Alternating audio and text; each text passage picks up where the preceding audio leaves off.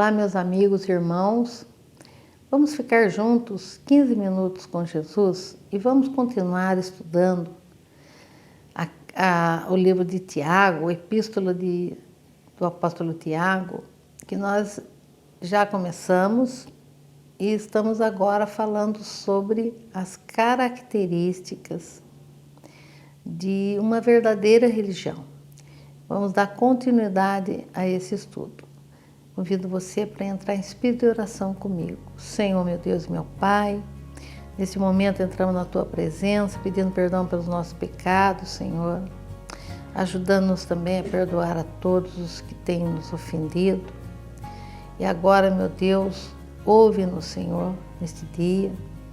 Recebe, Senhor, a nossa oração aí na sala do trono, Senhor. Envia Teu Espírito Santo agora para orientar a cada um de nós a respeito desses Teus ensinamentos, da clareza de expressão. Todos os que ouvem, Senhor, possa ter, Senhor, o Espírito Santo, Senhor, orientando e esclarecendo para que a palavra possa ser assimilada e praticada por todos, Senhor. É em nome de Jesus que eu te peço e agradeço também pela vida daqueles que nos ajudam a fazer esse programa. Abençoa, Senhor, a ele, abençoa a todos que estão nos assistindo. Amém. Então, continuando a epístola de Tiago, nós estamos ainda falando sobre as características de uma verdadeira religião, porque nessa carta ele faz essa menção a respeito da verdadeira religião e da falsa religião. E agora eu convido você para no capítulo 2, vamos agora ainda no capítulo 2, versículo de 21 a 25. E a palavra diz assim: Não foi pelas obras que o nosso pai Abraão foi justificado quando ofereceu sobre o altar seu filho Isaque? Vês que a fé cooperou com as suas obras, e pelas obras a fé foi aperfeiçoada. E se cumpriu a escritura que diz: Abraão creu em Deus, e isso lhe foi imputado para a justiça, e foi chamado amigo de Deus. Vedes então que o homem é justificado pelas obras, e não somente pela fé. De igual modo, não foi a meretriz Raabe também justificada pelas obras, quando acolheu os espias e os fez partir por outro caminho? Assim como o corpo sem o espírito está morto, assim também a fé sem as obras é morta.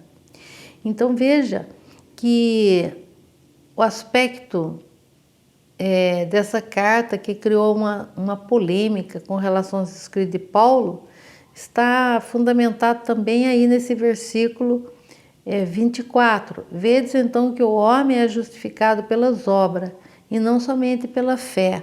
Na verdade, a salvação é pela fé.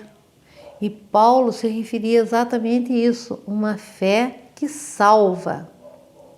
Mas, se a fé realmente não tiver obra, foi o que nós comentamos no encontro anterior, ela será realmente morta, né? Porque a pessoa não age. E ele cita aqui Abraão, porque Abraão tinha tanta fé em Deus, até porque Deus falou que de Isaque sairia a posteridade, né? As próximas gerações seriam de Isaque. Então, quando ele sobe o monte para oferecer Isaque em sacrifício, Abraão diz que até que voltemos, ele fala no plural, porque ele tinha certeza que ainda que fosse morto Isaque, Deus o ressuscitaria. Tão grande a fé que Abraão tinha em Deus. Então, pela fé, nós somos capazes de agir, de fazer as coisas. Mas sem a fé, nós não conseguimos fazer, né? Então, a fé de Abraão era muito grande. Agora, mas Paulo não está se referindo que a obra, quando ele diz que a obra não salva, ele está querendo dizer daquelas pessoas que não têm Jesus como seu Senhor e Salvador e acham que ele por si mesmo pode se salvar praticando boas obras. isso não vai salvá-lo. Porque só Jesus é o mediador entre o céu e a terra e ninguém vai ao Pai senão através de Jesus. Ainda que ele faça boas obras, se ele não crer em Deus, ele não será salvo. Se ele não crer em Jesus, ele não será salvo. Por quê? Porque as obras é uma condição. As obras é computada.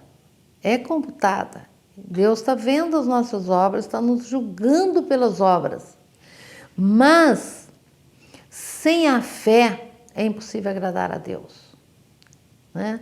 Então, a gente vê que muitas pessoas acham que se eu fizer isso de bom, eu vou ser salva. Não é porque você fez essas coisas boas, é que você vai ser salvo.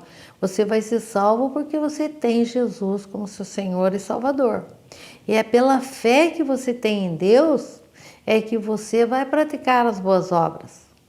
E pelas boas obras, você receberá de Deus o galardão que lhe corresponde. Então, são coisas que precisa ficar muito claro, que o Espírito Santo esteja colocando na sua cabeça esse entendimento, amém? E depois, agora nós vamos no capítulo 3. No capítulo 3, eu quero ler dos versículos 17 ao 18. E diz assim: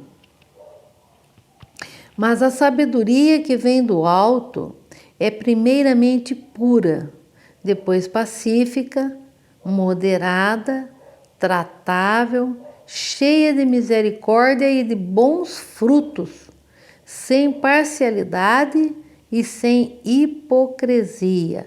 Ora, o fruto da justiça semeia-se em paz para os que promovem a paz. Maravilha! Então, esse versículo nos mostra que nós temos que buscar uma sabedoria celestial. As pessoas são sábias. Por que ela é sábia? Porque ela estudou muito, ela leu muito livro, ela passou por várias faculdades, é um PhD. Bom, essa é a sabedoria do mundo, não é dessa sabedoria que eu estou me referindo. Você vê pessoas que nunca passou por uma escola, mas ela tem uma sabedoria impressionante, né? E essa sabedoria, de onde vem? De Deus. As pessoas, quando ela não tem pessoas que descobrem, os cientistas, por exemplo. Todo cientista, num dado momento, ele descobre coisas, porque ele não cria, né? Ninguém cria nada, a criação é de Deus, toda a criação é de Deus. Mas num determinado momento, eles falam assim, eureka, achei. Isso é correto. Ele simplesmente achou porque já existia. Porque tudo já existe. Deus tudo fez. Mas Deus vai revelando, Deus vai mostrando, não só os sábios, literalmente falando, porque conquistou conhecimentos através de estudo, mas aqueles simples, aqueles humildes, aos pequenos. E nós temos observado que Deus tem revelado muito mais aos pequenos, humildes e simples do que aos grandes, por causa da sua arrogância e por causa da sua pretensão. Ele não consegue ter sabedoria celestial. Louvado seja Deus que nos dá essa sabedoria. E sabe que para conseguir essa sabedoria é só pedir? Peça. Peça a Deus que Ele lhe dá. Sabedoria do céu. Então, nós falamos das características da religião verdadeira, né? Agora nós vamos falar um pouquinho das características da falsa religião, para que nós não sejamos confundidos, né? Vamos voltar então no livro de Tiago, no capítulo 1, versículo 22 e 24. Do 22 ao 24. E diz assim: E sede cumpridores da palavra e não somente ouvintes, enganando-vos a vós mesmo.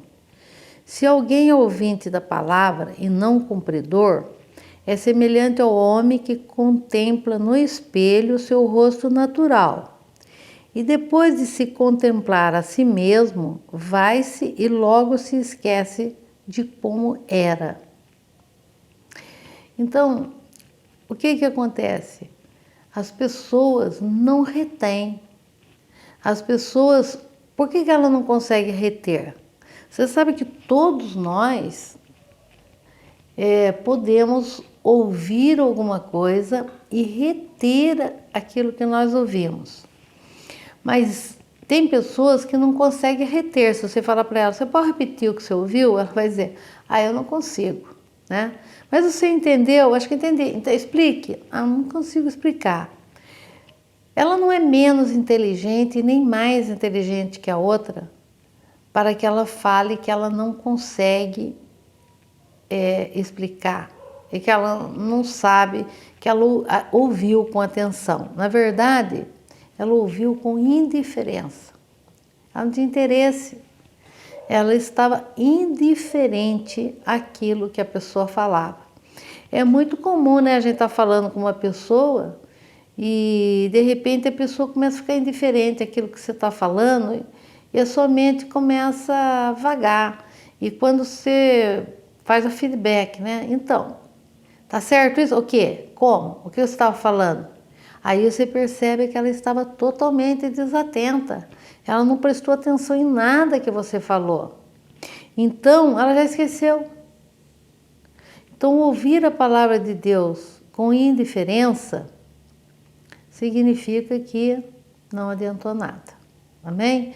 Porque você não vai reter, você não vai aplicar na sua vida e não adiantou você ter ouvido a palavra se essa palavra não entrou no seu coração, no seu cérebro, no seu entendimento, né?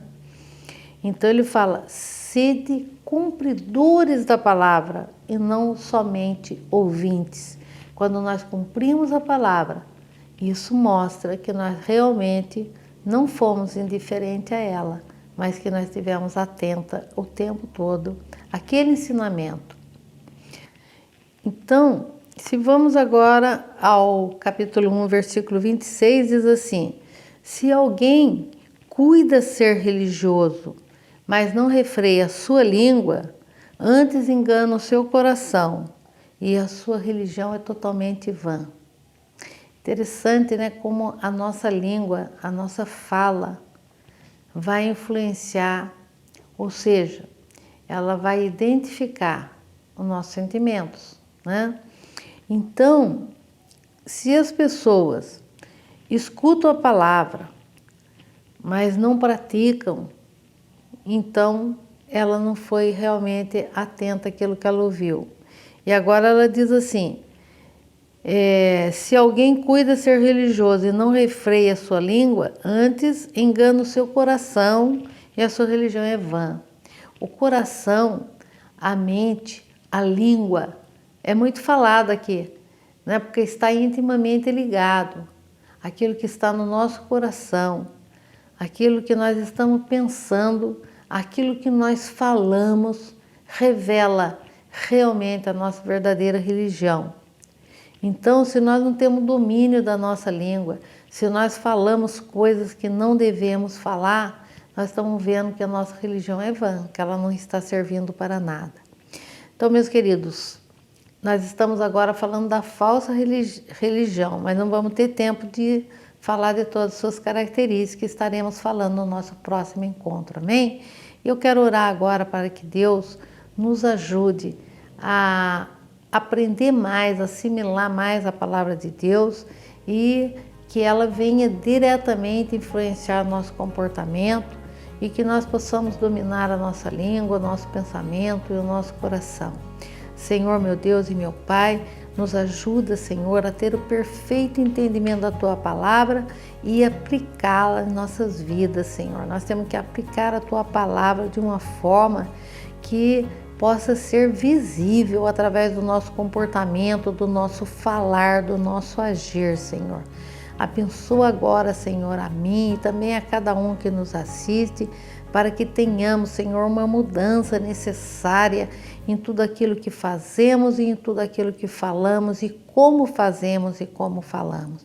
E eu já te agradeço em nome do Pai, do Filho e do Espírito Santo de Deus. Amém.